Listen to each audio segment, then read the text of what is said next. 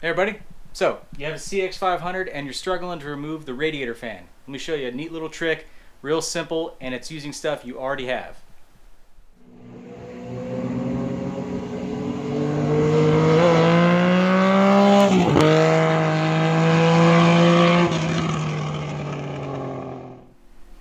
Okay, so if you're checking this video out, you might need some help getting this fan off, and you might have seen some different ways online, and I know everybody who's looked this up has heard about the rear axle method or using an axle to get it off. Well, just went ahead, pulled the axle out of the rear of this thing, and it fits in here.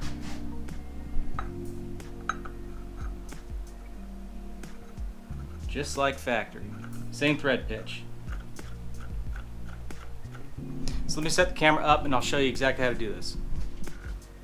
Alright, so I'm just threading this thing in here and you can feel it bottom out.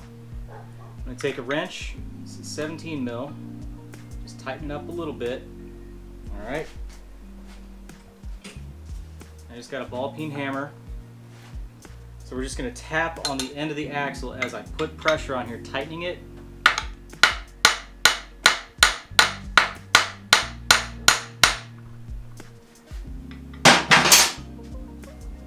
Simple as that.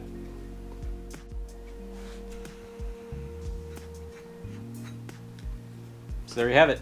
Now this is a kind of like a cone fit on here, so it's just tension fit, and that's why they're a little bit difficult to get off. Now some fans will notice, like I think this one, it's developing cracks all along the edges here, so this thing could explode at any minute, which is definitely not good. So there you have it, real simple. Grab the rear axle out of the bike, thread it into the fan, a couple taps of the hammer as you're tensioning it, pops right off. Not too hard.